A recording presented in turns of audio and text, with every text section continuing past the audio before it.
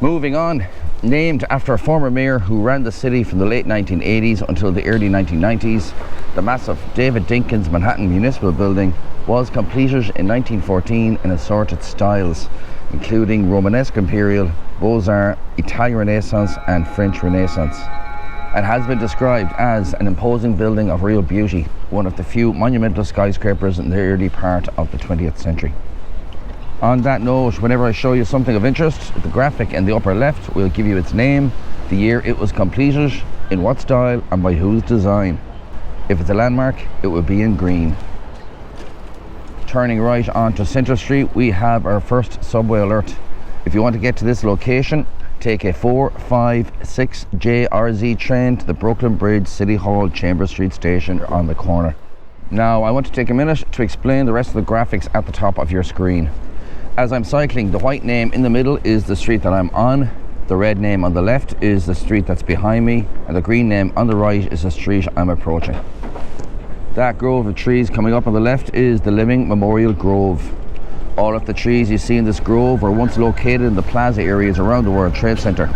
Although badly damaged in the attacks on September 11th, 2001, all of these trees somehow survived and were transplanted here to be a living memorial dedicated to the tragic events of that day. Beyond the grove is the 870-foot tall Ash Spruce Street, designed by the famed architect Frank Gehry in the deconstructivism style. It was the tallest residential building in the Western Hemisphere when it opened in 2011. Coming up, this is the Brooklyn Bridge. The greatest engineering feat of its day when it opened in 1883, the bridge was the world's first steel wire suspension bridge and is arguably the #1 tourist attraction in New York City. Walk at least as far as the Manhattan Tower there to get some impressive selfies for social media. The upkeep of the Living Memorial Grove here is funded in part by His Sincere Highness Prince Albert of Monaco. Coming up on the left, across Park Row, we find the flagship campus of the business school, Pace University. On our right, we have several hundred people protesting. What about? I am not sure. Let's just get up the front here to have a look. Well, for starters, they're protesting here because this is New York City's seat of government. This is City Hall, a New York City and National Historic Landmark. Completed in 1812 in a blend of Federal and French Renaissance styles, it is the oldest city hall in the United States that still houses its original functions and contains the offices of both New York City's mayor and the city council. Right, reading the signs, it seems the protest is about the planned location for new city shelters. At least it appears to be about shelter locations. Now I've got a green light here, so let me get up here first.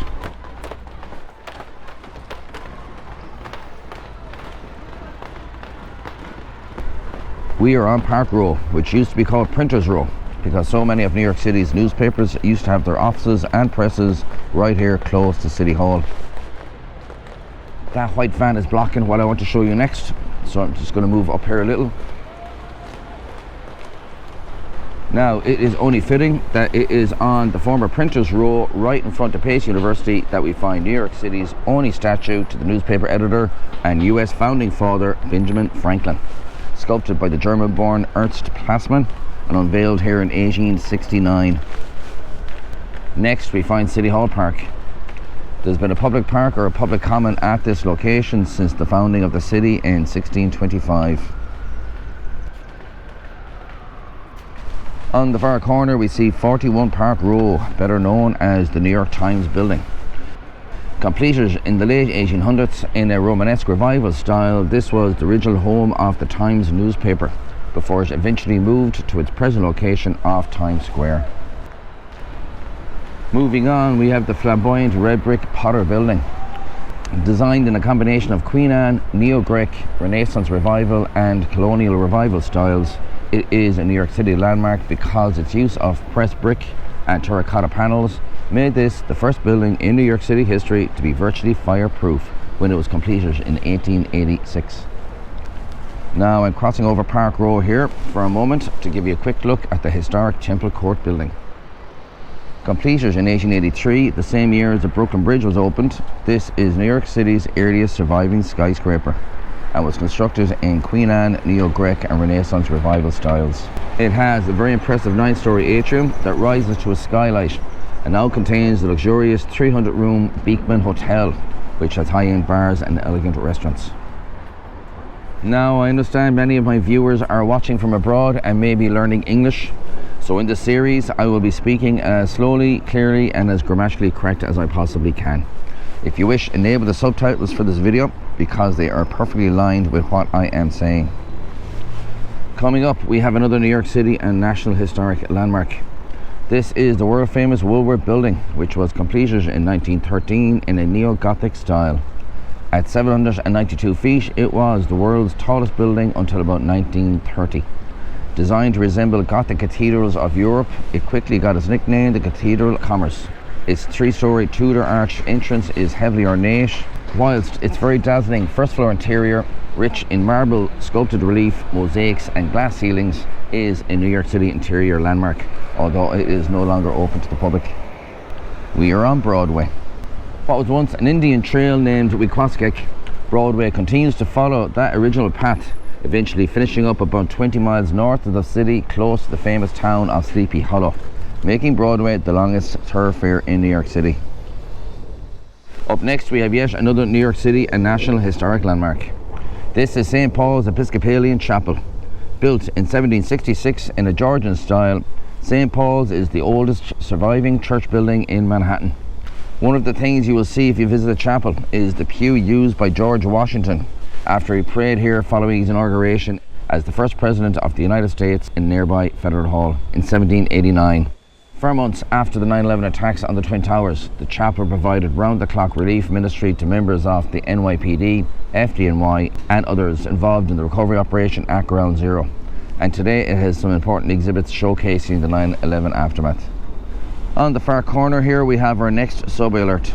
If you want to get to this location, take an A, C, E, J, Z or W 1, 2, 3, 4 or 5 train to Fulton Street subway station. Next we have the AT&T building. Constructed between 1912 and 1922 in a Greek-inspired neoclassic design, until 1983 this was the headquarters of AT&T, the world's largest corporation during the 20th century. The building's exterior is a designated New York City landmark, as is the first floor interior with its 40-foot high ceilings and dozens of massive marble columns modelled on those in the Parthenon in Greece. On my left we see a city bike station, and next we have the tourist attraction that most people are down here for. At 1,776 feet, the One World Trade Center, also known as the Freedom Tower, is the tallest building in New York and the 6th tallest in the world. Looking for an easy way to remember how tall it is? It was designed to commemorate the year America declared its independence from Britain in 1776. Its observation deck on the 102nd floor is, for me, the best in the city day and night time. This is the 55-storey M Social Hotel, New York downtown. An upscale boutique hotel with 500 rooms and a Spanish-inspired tapas bar. Up ahead we have the Oculus, a subterranean transportation hub and shopping centre designed by the Catalan architect Santiago Calatrava to symbolise a dove lifting off a child's hands. The building is angled in such a way that every year on the anniversary of the 9/11 attacks, the sun shines directly in the skylight and illuminates the main hall at 10:28 a.m, the time of the collapse of the second tower. So if you continue down Church Street there to Cortlandt Street, on the left you'll get to the Museum of Art and Technology, which has some very cool exhibitions in its Mercer labs. And just beyond that, on the right is Italy, a famous Italian grocery and popular food hall. The building that is part of the Fulton Street art wall is the very popular Oculus Beer Garden. And beyond that we have another National Historic Landmark. 90 Church Street contains the United States Postal Service Church Street Station. Completed in 1935 in a neoclassical and Art Deco styles, it survived the collapse of the nearby Twin Towers, reopening for business in 2004. Dead ahead, described as the most alluring addition to the downtown skyline in decades, 56 Linnard, known as the Jenga Tower, and also the aptly named Houses Stacked in the Sky, is one very cool apartment building that was completed in 2017. You'll see more of the tallest building in Tribeca when I show you that neighbourhood in the next episode. Next up, we have a city bike station where anyone can rent a bike for a single $5 ride or buy a one-day pass for $25. In the background, we see some more art from the World Trade Center's mural project. Very impressive stuff indeed. Moving on, next we see Perman Performing Arts Centre, Lower Manhattan's newest cultural icon. Opened in September 2023, the PAC is a 129,000 square foot home for emergent and established artists in theatre, dance, music, opera, film and media. And here we have our next subway alert. If you want to get to this location, take a 1 train to the World Trade Center Cortlandt Street subway station right over there. Now let's go and have a look at the 9/11 memorial pools.